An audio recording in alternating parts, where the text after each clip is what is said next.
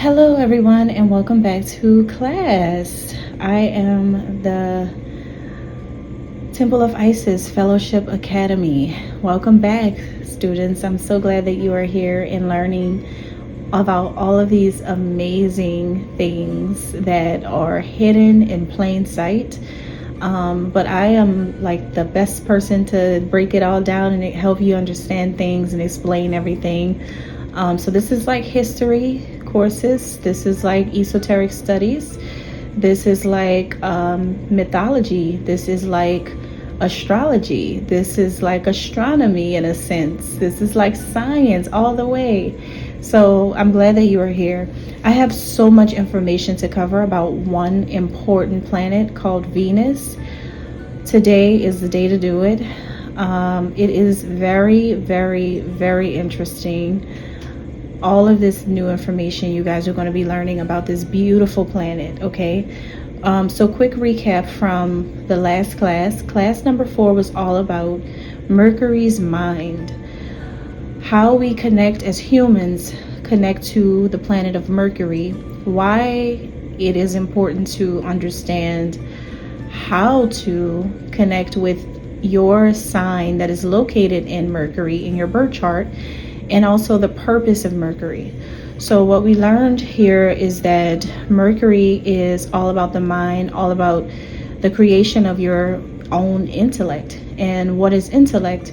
We found that from my interpretation of what intellect is, it is a collection of your own thoughts, ideas, concepts, the way you think about certain things, how you internalize things, pulling from the inspiration from your past life, your past in this lifetime, and your current experiences. I feel that you would need to feel the experience. You would need to actually go through these things and learn for yourself in order for you to formulate your own intellect about different things, about your worldviews and your opinions. So we have learned the importance of a person needing to have the ability to identify the intellectual side of your mind in order for you to be able to receive the right kind of communication from your mind. Because since God lives in your mind in both conscious and subconscious ways, it is important that both areas are well balanced so that you're able to receive the correct words to speak out into the universe, and eventually making you a better person by the day. So this is really good, and I love the class, our last class. That was amazing to see everything broken down that way. Now, I ended this class going into the 369 theory. The 369 theory is something that was created by Nikola Tesla, a famed philosopher and inventor, a physicist, a science guy. And he felt that 369 was the secrets to the universe. Those are the secret numbers, the secret code, the secret sequence to the universe. And going more in depth into this myself, I have a lot of proof behind what he found. So we know that the sign of Gemini is the third zodiac sign, connected to the third house in astrology, and is ruled by Mercury. Gemini represents the duality, like the twins, the two-faced, or self and reflection of self. And then we have its reflection, also ruled by Mercury, the sign of Virgo. So Gemini is the reflection of Virgo. Virgo is the reflection of Gemini. Virgo represents one woman figure, the individual itself.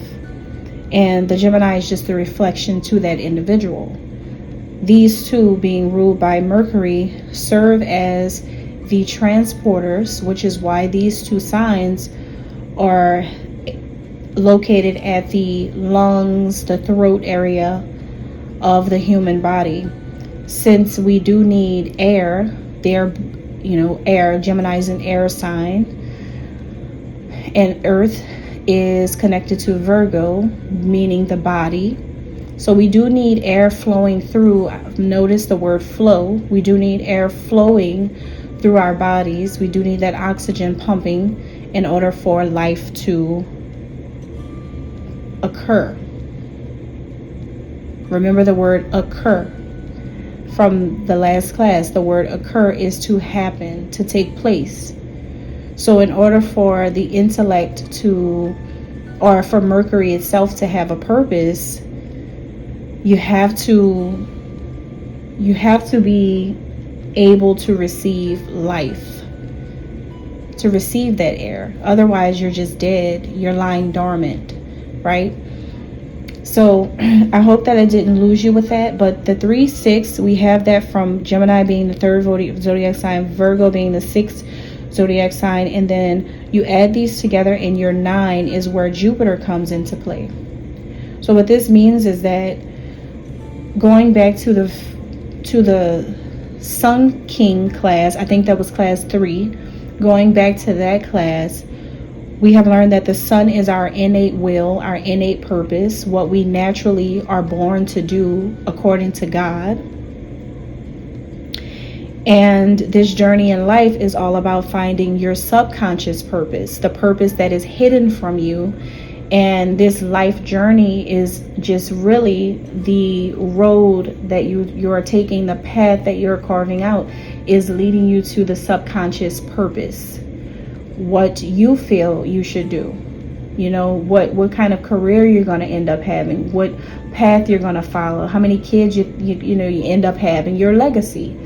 So all of that is tied to the planet of Jupiter, which is all about dreams, right? Subconscious dreams, your destiny, your goals, your ideals. What Jupiter represents idealism. So what is the perfect destiny for you? What do you really see yourself doing? So your life is designed for you to find your aim. Jupiter rules Sagittarius, the archer. That's all about aim, your soul's directed purpose. So the conscious part of your mind is what your innate ability or your innate purpose given to you by God. And your the subconscious part of your mind is what you're seeking to find, which is connected to your destiny, Jupiter. So Virgo and Gemini only serve as the method of transportation in order for you to help you get there, to help you find it. So once you pass through the sky, basically Gemini and Virgo is your rocket. They're what's going to get you past that sky, right? And then into the ethers to find out what your purpose is. Now, not literally, but of course, metaphorically. So they're the transporters, which is why also Virgo is considered the maid.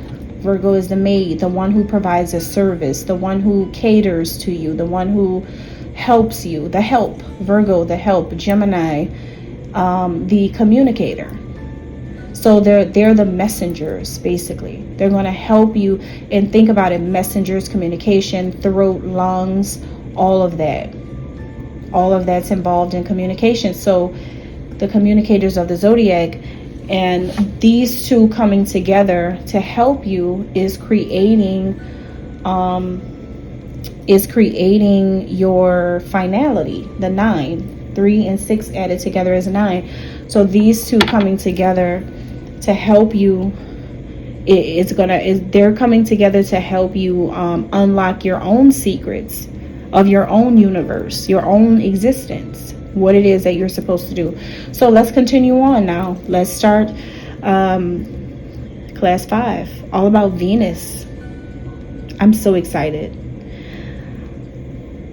Okay. If we have Gemini twins, two women face to face, and we have Virgo, one woman, the individual in Gemini depicts the reflection of the individual, then that means that the concept of God cannot come from Mercury-based zodiac signs, because they're the transporters to this larger entity that is considered God, your mind. So they're going to help you reach that point where they're going to help you hit your nirvana, your spiritual enlightenment. They're going to cause awakenings, because all this, like, this communication does that. The intellect does that. Your intellect triggers your awakening, your spiritual awakening. Your intellect triggers your access to the next level of consciousness. So this whole idea of woman is very important. And that's another reason why I wanted to wait until this class to start talking about this part of 369 theory. Because in the 369 theory, the woman is the essential secret of the universe. It is the woman, the woman. The word woman comes from woman, WOMBMAN. That was, in traditional times, that is what a woman was called, a woman. And it was changed to woman. It just took the B out. So the woman is the secret of the universe. Why is that? Why is woman the secret of the universe? Now you have to think about it. Think about what I just said. Secret. A secret is hidden information, right? Hidden information. So this cannot connect directly to Mercury, although Mercury is a big factor in the entire universe, the entire human body, all of that. You need air, right? Air is the life. I said that in the last class, air is the life. But what is that?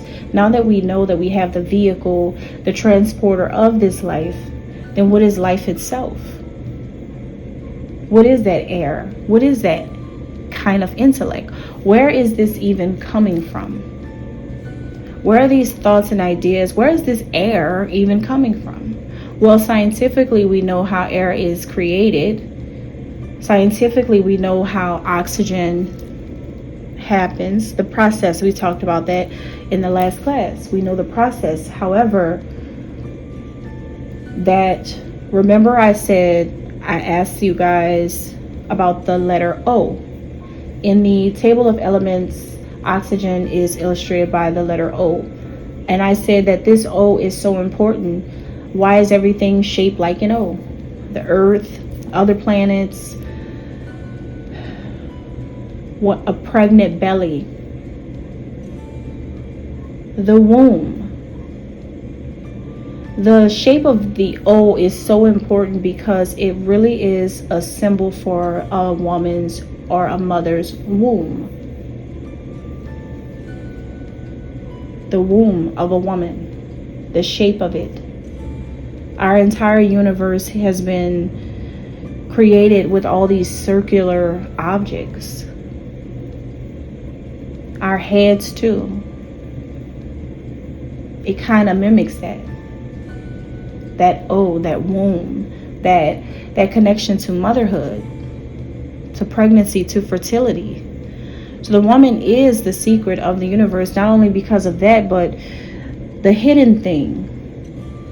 So in the first 4 classes, I helped you guys understand how important it is to have a connection between the conscious and the subconscious. And we have found that the left hemisphere of the brain is we know that that's the masculine hemisphere. That's the yang side of our minds. We know that that's the lion king side, right? The masculine lion. And remember, going back, at the gates of heaven, there's 2 lions there with wings.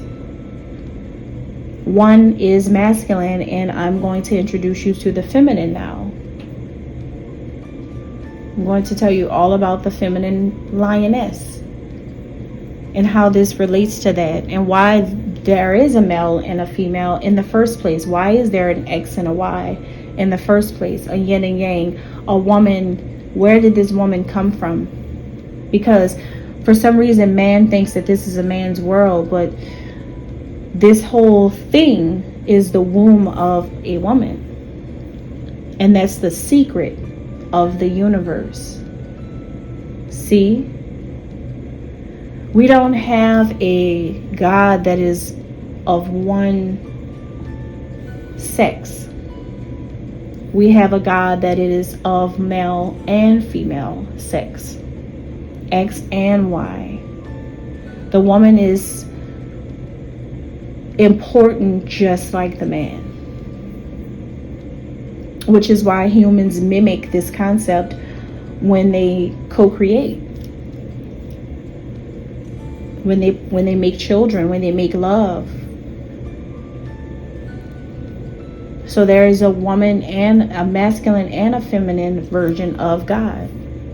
So mother represents the yin side, the feminine side, the subconscious side of your mind. Think about it. Sun and moon, light and dark, night and day. Man, the conscious side, the sun, the Leo, the woman, subconscious side, the darkness, the intuition, the heart. Now, I think some of you have caught on to the fact that this is why woman is the subconscious part of your mind. The subconscious part of your mind is feminine. It is talking about a woman.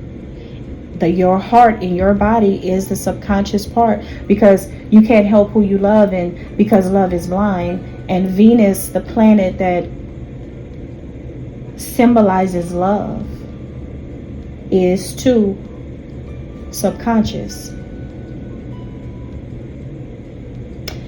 In the beginning, on the first page of chapter 4 of Venus, this is what the author put in here, a little piece from Shakespeare. It said, when his love he doth espy, let her shine as gloriously as Venus of the sky. Where is your sky? Your heart. Venus of the sky means that Venus is associated with love, because love is the heart. This was written by Shakespeare in A Midsummer Night's Dream. A midsummer night's dream. Nighttime, the subconscious part of your mind. Dream, the subconscious, an activity that happens during your subconscious state. When you're sleeping, dream Jupiter, dream Neptune. We talked about all of this, how this all ties in. So yes, it's a woman, the feminine side of everyone's mind, the right side of your brain. So this shows God in both aspects, yin yang, which is why a person living their life, any human being, will never feel like they fully reach that finality, that completion, until both sides have integrated. And when the 9 comes in, you know that it is time to expand and go to that next level of higher consciousness. And how do humans mimic this physically? Which is when one seeks for their partner, one longs for love, one wants to meet their kingdom spouse, when one wants to get married, and you meet another person who's seeking the same thing. The unity of it all is what makes life worth living, when things come together.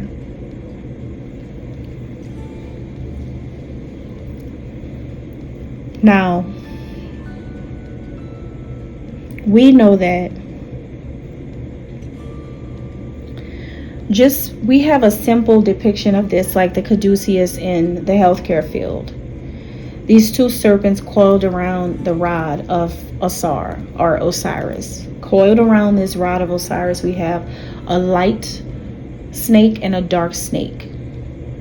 That represents the masculine and feminine aspects of mankind. The rod itself represents the stability of the two. Not only does it represent the stability of the two, but it also is like something that's kind of creating that sky for them, that division for them. The distinguish is not really a separation, is more like distinguishing what from what. That's all. The rod serves as this line of distinction between the male and the female, the light and the dark, the conscious and the subconscious. So why is it that in healing, this duality is portrayed in the field of healthcare and science? Why is the concept of this unified balance something that is shown to us in healthcare and science in modern day? Because this is something that wasn't created later in the game. This was created in the beginning of time by the ancient Egyptians. So why was this symbol taken by the Greeks and the Romans and all of these other new civilizations that came after ancient Egypt? Why is it that this one is still used still to this day, and it is something that is held to such a high esteem, such a high power? Because really that's what it is. It's being used everywhere, and it all ties to medical arts. Why is the unification, this unified balance, so important in the field of medicine and healthcare science?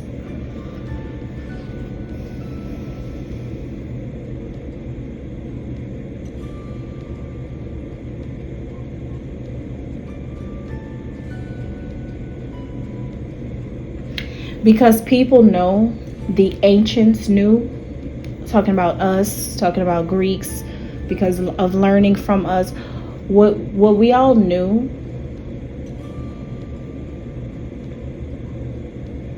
was that every human life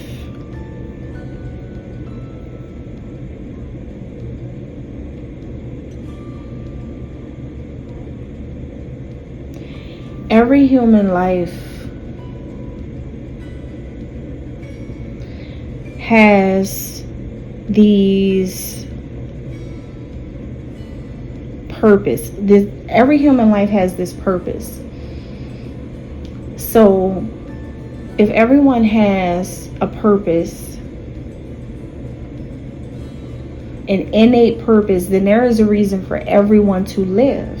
Technically, everyone who's born has a purpose already, that is already given to them by God. So everyone has a reason to stay alive. Everyone has a reason to live until they find their subconscious purpose, and then they fall into their careers, their relationships, and then they guide and direct their own life. But is that telling us anything that we need to know about the light and the dark, the conscious and subconscious, this whole polarity? Is that telling us anything about survival?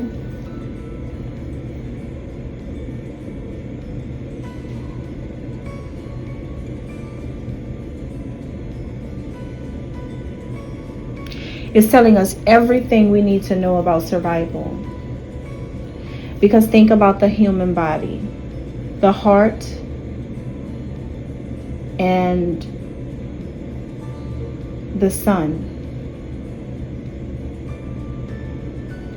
the mind and the heart, the mind and the heart, the mind and the heart, the brain and the heart, the brain and the heart.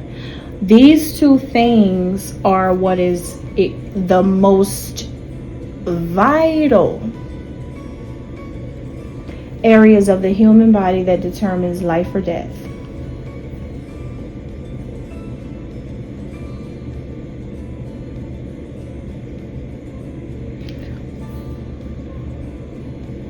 Good health or bad health. The most vital. You need your heartbeat,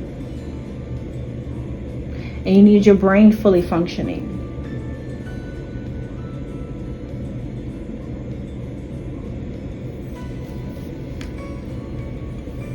Your brain is in constant communication with your heart by way of what? Mercury, aka your throat, lungs, all of that they're in constant communication with each other, because that air is transported between both places on your body. You need life in both places. Remember, Gemini is also connected to the nervous system, which is all those things happening in your brain, telling your brain to do different things, to sense what you're sensing and feeling and hearing and all of that. All of these things are crucial to not being in an immobilized state or a paralyzed state or a dystopian lifestyle or something. Reality, let's say that, a dystopian reality. Like,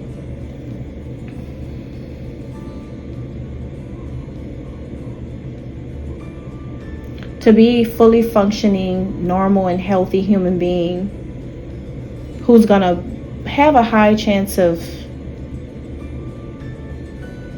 living out their purpose and also getting closer to God on the journey, reaching enlightenment, are those people who have well developed both sides of their brain.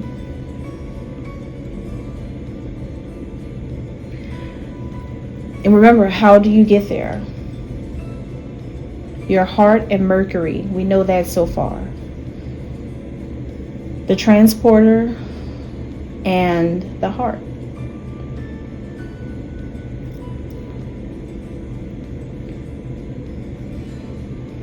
So now let's talk about Mrs. Venus, okay? So people like to think that Venus likes to be single, because the idea is that Venus loves the idea of love. Like, Venus loves love, but doesn't like to be in love. That's the whole misjudgment of Venus. But I will explain Venus in a totally different way. And maybe by the end of all of this, you guys will have a totally new idea of Venus, if you don't already know. So let's break it all down. We have the word Venus here. Venus sounds like venom. Venus, venom. Venus, venom. Venus, venom. Because, you know, you can say Venus, but really Venus and venom. Venus and venom. Okay. Remember, I told you guys that O's were changed to U's and U's were changed to O's time and time again. Like, it's so many letters that got messed up when things spill on the papyrus scrolls and time brushes some dirt over it, and you can't really make out what it is anymore. You know, the rocks and the stones, they start to change with time, and certain things you can't really see the same when, you know, so many things. But Venus and venom, okay, think about that. That's really interesting, because this is supposed to be the planet of love, and I'm up here talking about venom.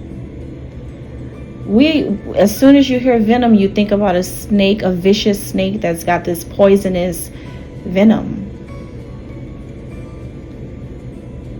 And it makes you think about maybe the story of Adam and Eve, this whole like mythological story about a woman in the garden, and a snake comes and tempts her to bite the apple from the tree of everything, basically.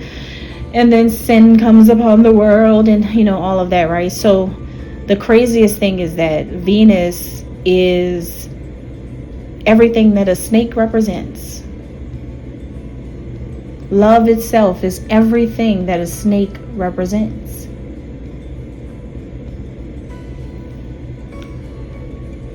Snakes represent prophecy. They have amazing foresight. They also represent quick-witted, like they're quick-witted. They're fast on, like they're quick. Snakes have a lot of meanings, but mostly a lot of spiritual people know that snakes represent transformation due to their shedding of skin.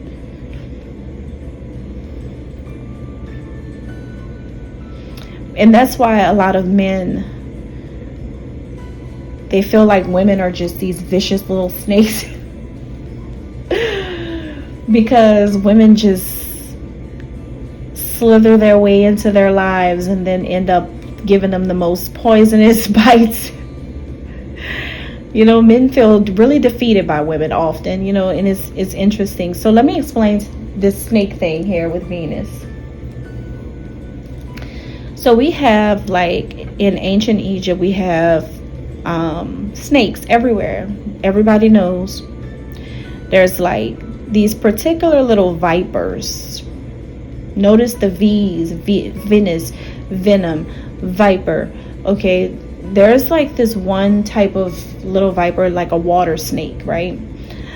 And not a water moccasin or whatever you call that, but these are snakes that are found in Europe, North Africa, all over North Africa, especially Northwest Africa. But of course, snakes travel, they migrate to other parts. And then also some parts of England is where this snake had originally been found at. And it's called a Natrix mora, prominently in Africa. A Natrix mora. Now, these are fish that hunt, these are snakes that hunt for fish and tadpoles on the bottom of creeks. Remember that part. Now, let's look at something else here. We got our V. V is also the 22nd alphabet. The 22nd alphabet.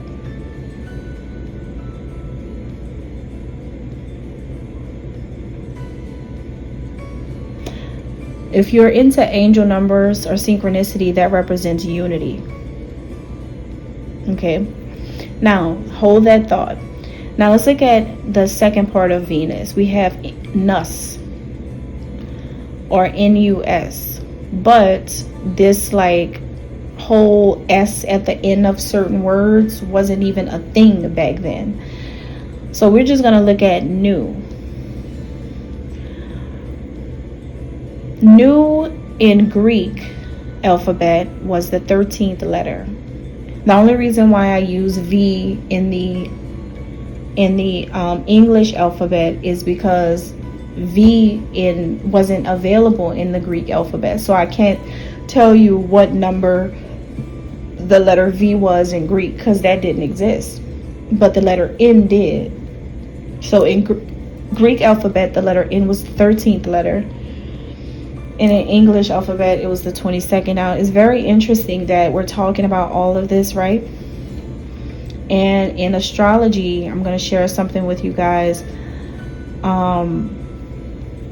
I actually have this in my birth chart.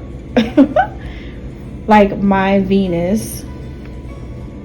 I think I wrote it down somewhere. My Venus and my Mars. Because we're going to get into more information about why I'm bringing this up.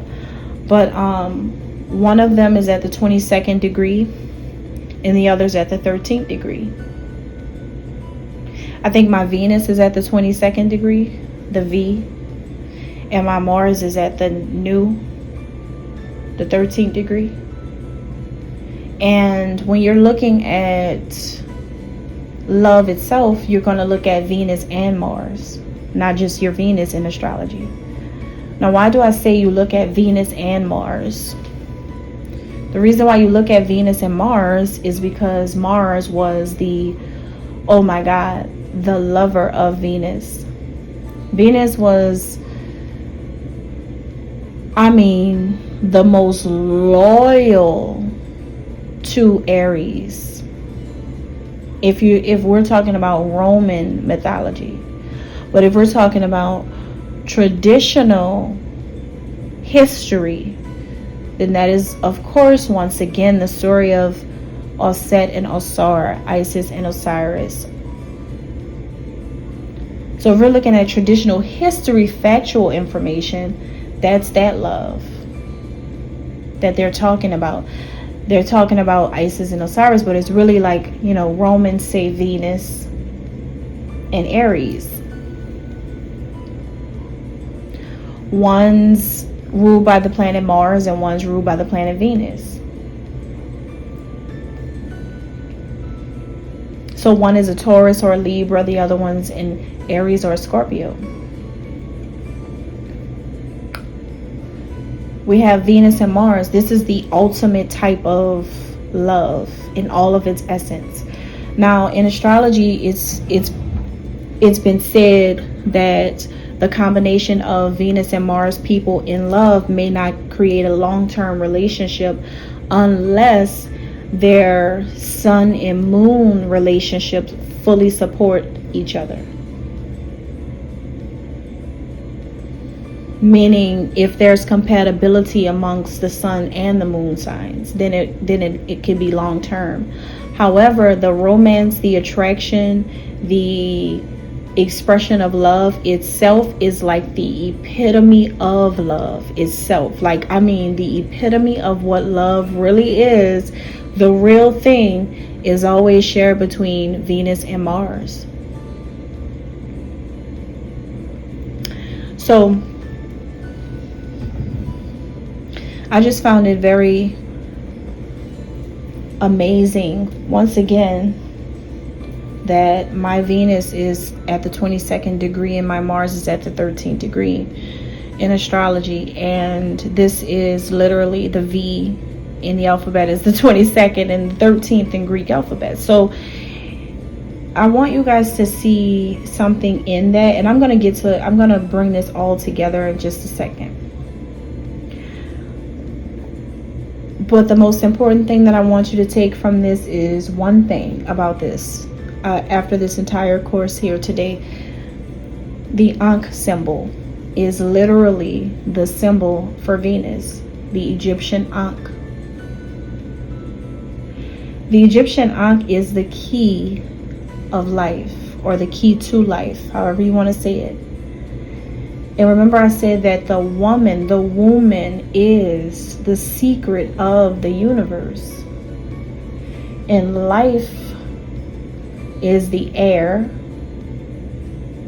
Mercury, the transporter of life. The transporter of life, meaning like the giver of life. Think about Virgo, giver of life, right? But when you think about the key to this life, that means that Mercury also needs something else. Mercury needs something in order to transport life, to give life. Like, in order for you to give others breath, right? It needs something else. It can't just operate on its own, because where is this air coming from? What's the source of it? Venus, which is on the other side of Mercury. So from the last class, I asked the students a question, and I wanted to see if you guys would find out. I asked two questions, and I'm going to address both of them in this class. So this is the first answer. I asked, where else could Mercury be pulling its energy from, when I talked about gravity and how gravity pulls the two objects together based on the energy that they both carry. That's how gravity is made.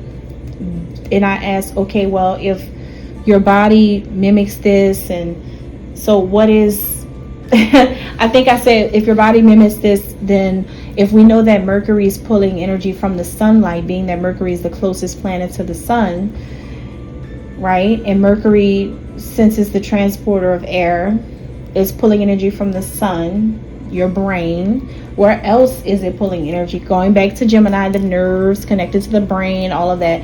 Where else is it pulling its energy from? The answer is Venus. Venus is right behind Mercury.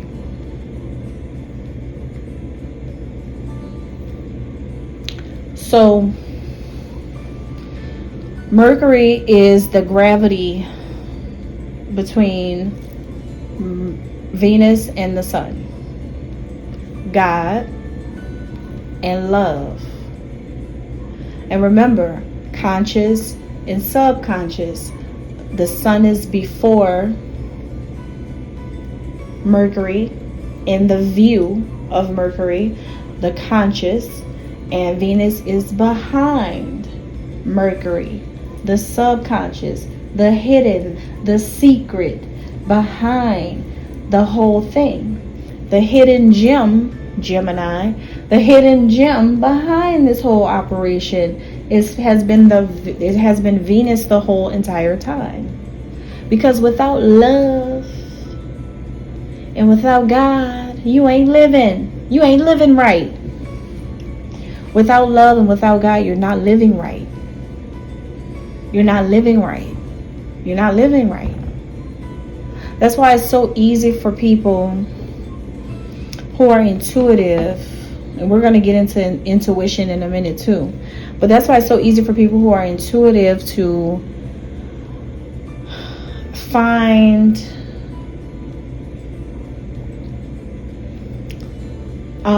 sorry, I got sidetracked. That's why it's so easy for people who are intuitive to be able to see, like, to be able to read people so well. You can pick up if a person is living right or not living right when you're intuitive, because intuitive people, remember Jupiter and Neptune, all that like sense of purpose that intuitive people have. And sometimes we make it our business to know what is really going on with people. We know if you're not right within or not. We know that how much God you really have in your life. We can tell. We can really see. We can see it so clearly because nothing is hidden to us. So Venus is the subconscious side of the mind. Because why? You've got Mercury hiding it in a sense, right? Mercury's kind of blocking that direct sunlight. Mercury serves, and so in this case, now if we look at the three planets, Venus, Mercury, and the Sun, then Mercury would serve as the barrier, the divider, the sky, quote unquote, between these two. Remember I said that the universe just constantly mimics itself, just like the body mimics the universe. So there's like barriers set up all over the universe, just like there's these circles, these 360-degree circles everywhere too. 369 is a secret code that is embedded all over the entire universe, all over our bodies, all over our minds. It's a code that runs the entire situation. Everything is ran by the 369. Everything. And it is true. Everything. Everything. But that's not the only thing. That's not the only code. That's not the only secret. And that was my only rational thought about Nikola Tesla's theory. I don't dislike Nikola Tesla. I actually think that that's amazing.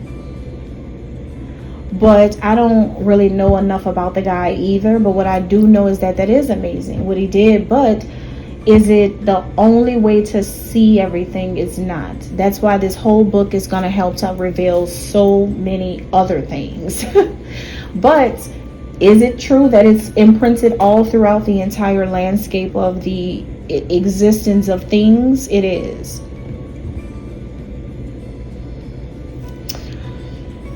Now let's get back to our Venus venom. The woman herself. The woman herself, the primordial creature that is always connected to a serpent. Why is the woman always connected to a serpent, some type of snake? Well, let's go back and look at this whole thing. So, nu. Now, not only does the letter, the nu in Venus, not only is it the in the 13th letter, and not only is it the N in Greek pronounced nu, it's actually pronounced nu. You don't say in. You know, back then you didn't say in if you were Greek, you would say nu. Now, what is nu? The word nu has been described from ancient Egypt as, first of all, there's an Egyptian god called Nu.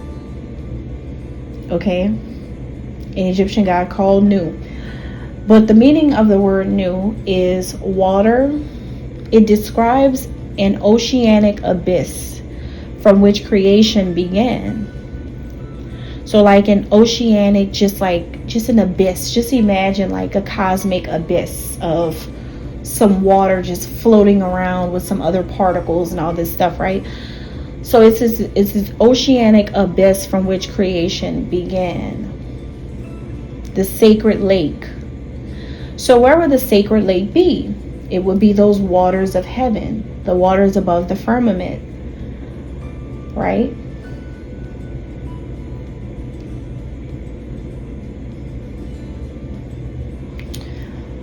So we know now that nu is pretty much water, the waters above. That's what nu is. Now, let's go back to this water snake, this Natrix mora, that hunt for fish and tadpoles on the bottom of creeks.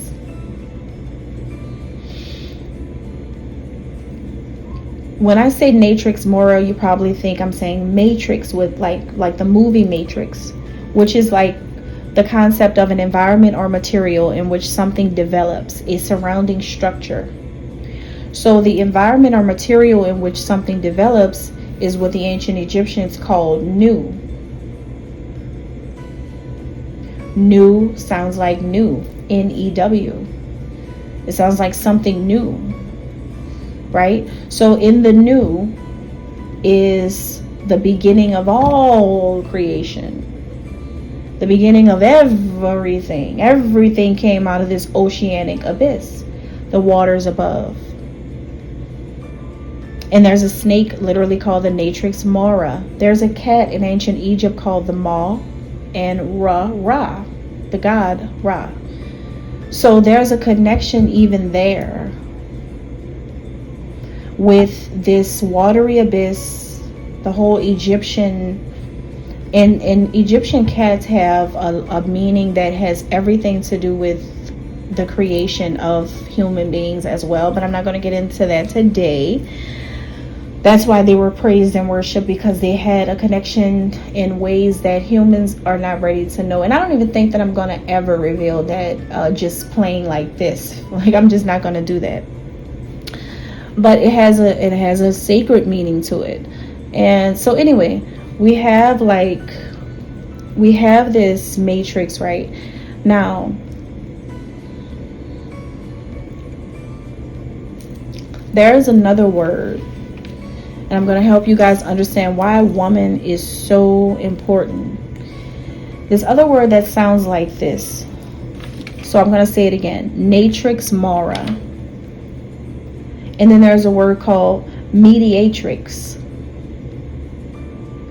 A mediatrix is a title that was given to Mary, mother of the Son of God, mother of Christ. It serves as the mediator between God and humanity, a mediator of grace. The saints called the mother of the Son of God a mediatrix, like a natrix, like a water snake. So even again, we have this whole serpent snake thing connecting to a woman once again. Now,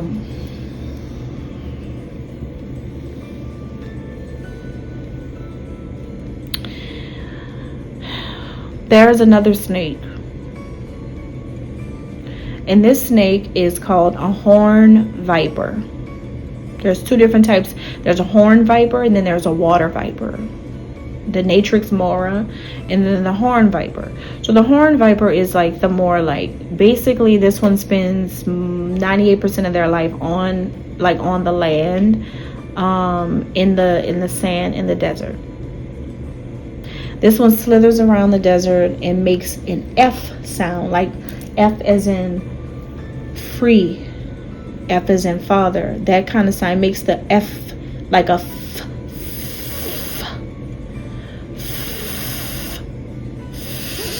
Like it sounds like that when it's slithering around the desert. So I asked you guys a question yesterday too in class number 4, and the other question was about the constellation, the astrological symbol of Aquarius.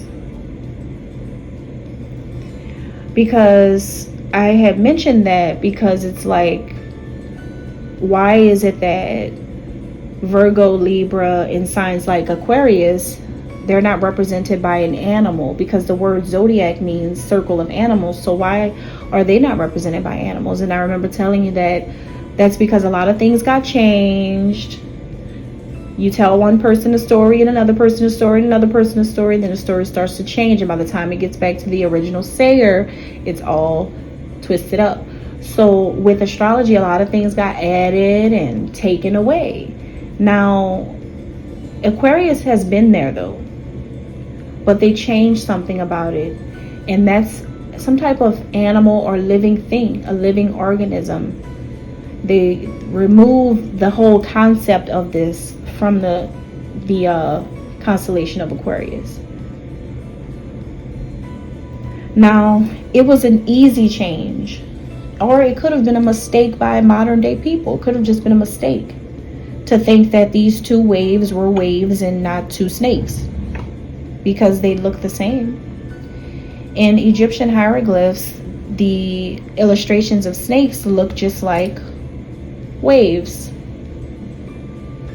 and waves look like snakes, and snakes look like waves. So, but really, they're both representing both snakes and waves. So it's okay.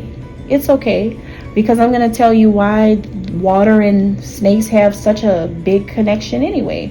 And why it's okay to think that the constellation of Aquarius are waves. They can be, because of what I'm going to help you understand a little bit more about this. It definitely can be, but it can also be seen as those two snakes.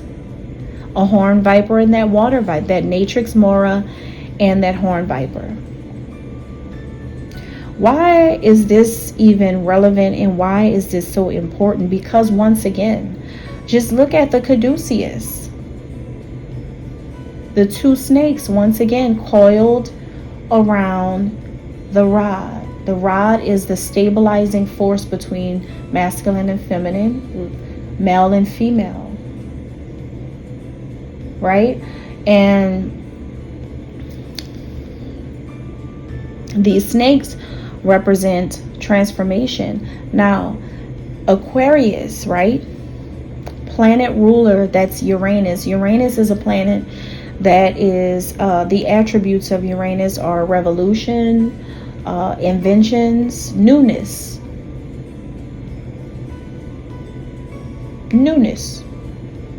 Remember, the letter N, new.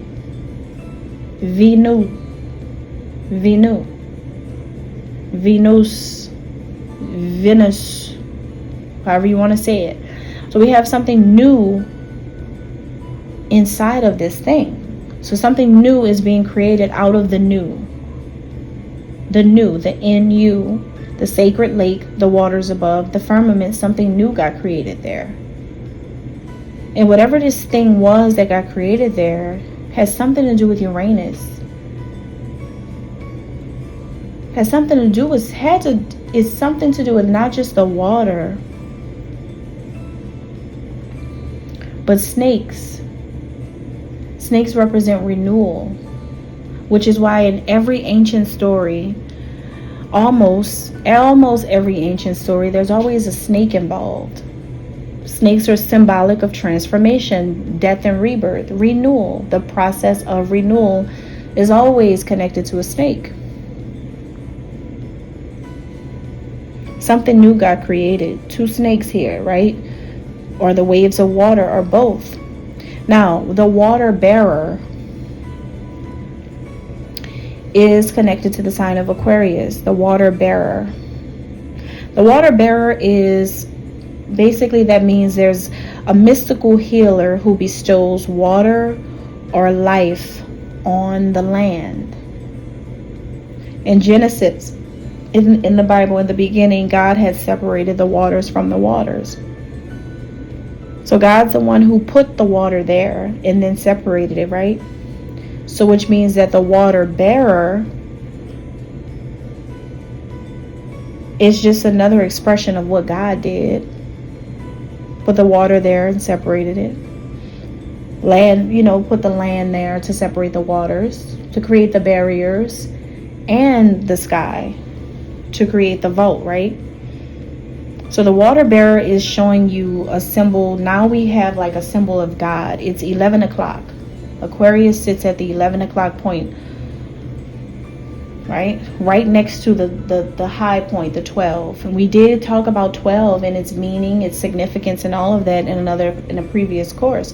We talked about the significance of 12. 12 is, why is it significant? It's the division. That's why it sits at the top of the clock. It's the heaven and earth divider.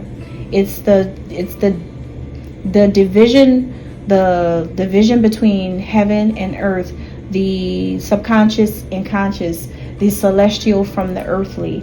That's why 12 o'clock sits at 12 o'clock. That's why it's Pisces. It's so many reasons why, but we're at 11 o'clock right now, right? So we're looking at, and even the number 11 itself is 2 linear figure numbers. 2 snakes, 2 waves, 2 ones. If we bend those ones, they turn into those snakes or those waves. This whole duality thing, this whole unity thing, this whole male and female coming together thing.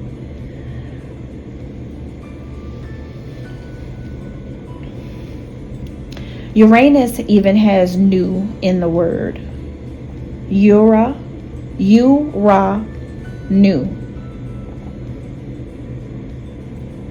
Ura-nu. In ancient Egypt, my mom is named Nut. N-U-T, Nut. And Nut is the earth, like the actual earth mother, like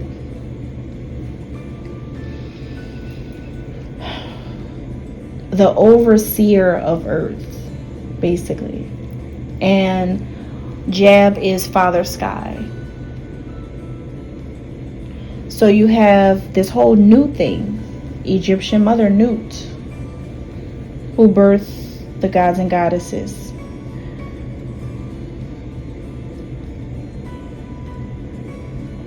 So basically the creator of earth and the sky and the waters and everything, the supreme God, created the gods and goddesses. And that's what you have in the history stories. But I'm going to tell you how woman created herself.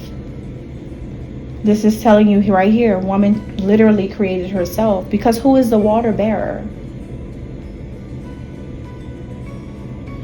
If Nu, like if the story about Nut being my mother is real, then that the Nu is just the watery abyss. That's just the water. So who created that?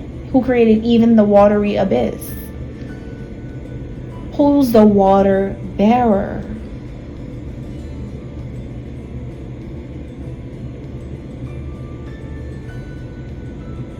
Ura-nu.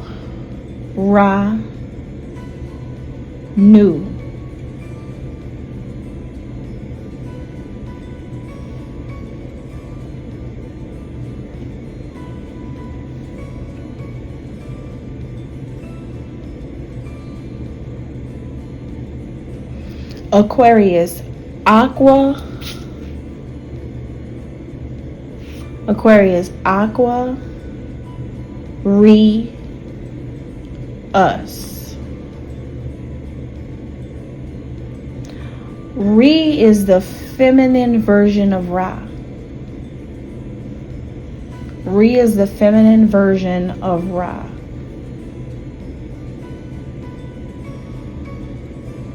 Male and female. Ra, Re. We have so much duality showing up all over the place. Not only that, but in this Uranus word here, we have Ura, which is like the beginning of Uraeus. Uraeus and Uranus sounds just alike, and there goes why the snake, why I even brought up the snake in the first place. Why is this so important to know? Because Uraeus and Uranus gets its spelling, its inspiration, all of that. Once again, Uranus being the planet of death and rebirth, renewal, transformation, innovation, life and death, like all of that. Uranus type of energy is connected to the Uraeus, the worshipped and praised snake of ancient Egypt, the upright cobra, which the Uraeus shows up and symbolizes kingship. It's a symbol of divinity, royalty, all of that. That's why the snakes were worshipped in ancient Egypt, had everything to do with the planet Uranus. Renewal, transformation. New things happen. New things happen. The process of renewal is something new coming out of something that already existed. The process of transformation is something new coming out of something that has changed. The process of death and rebirth is something new coming out after something has died. That is why the cobras in ancient Egypt were worshipped and were considered divinity, holy, divine, royal, all of that because of the attributes of this planet Uranus.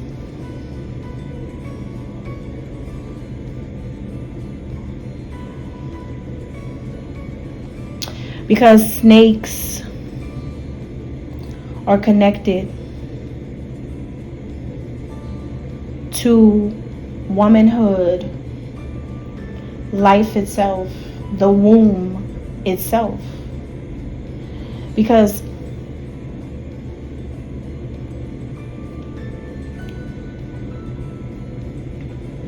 the waters above and the water bearer.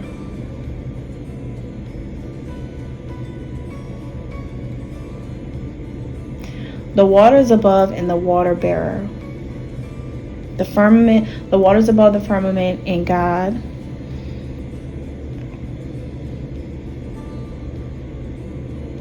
Because everybody tells the story of Adam and Eve, but nobody could tell where did the snake even come from. You got the story, but where did the snake come from in the first place? Where did the snake come from?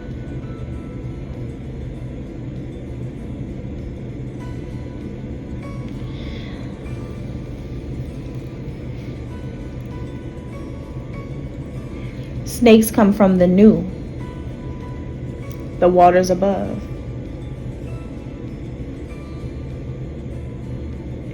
And they're not even really snakes for real.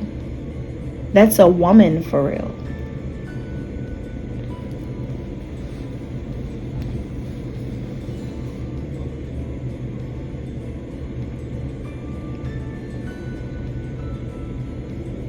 It's two of them.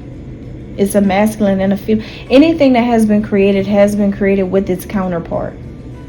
Everything. Two snakes, the two waves, the number 11. It's always a unity, and they always come in together. So your Adam and Eve story is really just Aquarius, Uranus, the concept of and the relationship between Aquarius and Uranus. Basically, that's what this is. Birthing Venus, love. Remember, the whole plot twist in this thing is that they were brother and sister. The whole Aquarius and Venus concept. The whole Aquarius and Uranus concept. Brother and sister, 11, right? 1 and 1. Individuals, but twins. They fall in love. Venus, because of the snake, the venom. And then we have the symbol for Venus, which is the Ankh, the symbol of life. The male, the masculine and feminine counterparts. And what's the circle on top of the Ankh? The womb of the woman.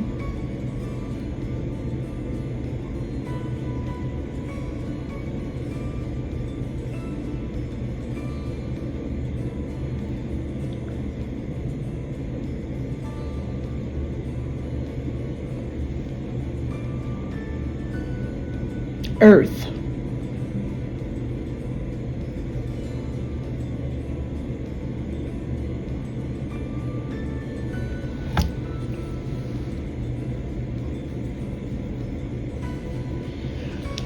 The key to life. It all started with a woman. It all started with a womb. How can you birth something without a mother? How can anything be created without the feminine aspect? How could anything be created without the feminine aspect? You do need the feminine. You do need the feminine aspect to be a complete God, or reflection of such. You need the feminine. You need the woman. The Ankh is the unity between masculine and feminine. But it all begins with that womb. Creation itself has to start with this womb. The womb is the new, the waters above the firmament.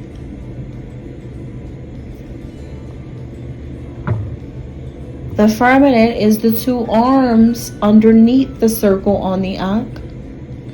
And what is below it are the unity of the masculine and feminine. When the two become one. And when two becomes one, we have Aries once again. Leader. The cycle has renewed itself. Life can renew itself when you're back at one. The sun begins its orbit at one. God begins to orbit at one. It all begins at one. That's why they say we have one God, because it's the concept of masculine and feminine unified in a unified state. That's what this whole we have one God, God is there's only one, that type of thing. That's where that concept comes from. Because the masculine and feminine are unified. They came in the game together and they've been together ever since. But don't disregard the importance and the meaning of the Ankh symbol, because it represents male and female creation, life itself. New life, creation itself.